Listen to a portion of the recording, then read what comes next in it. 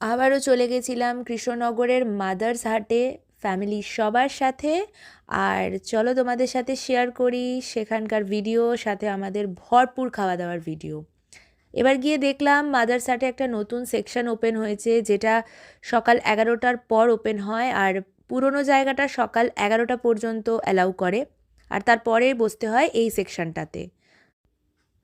আমাদের প্রথমেই ছিল পনির কাবাব, চিকেন টিক্কা কাবাব, ফিশ ফ্রাই, আরও অনেক কিছু ফর স্টার্টার।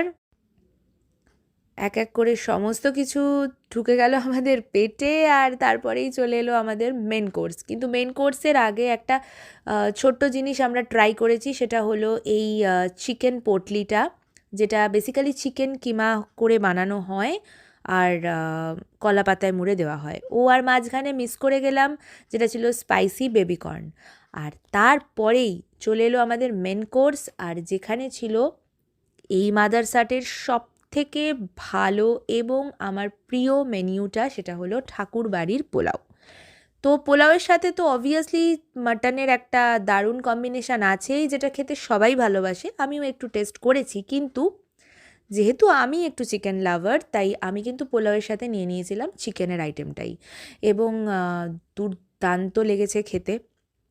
খাবার দাবার একদমই আগের মতোই ভীষণ সুন্দর। আর তারপর আমরা ঘুরতে চলে গিয়েছিলাম একটু কৃষ্ণনগরের জলঙ্গি নদীর ধারে সবাই মিলে।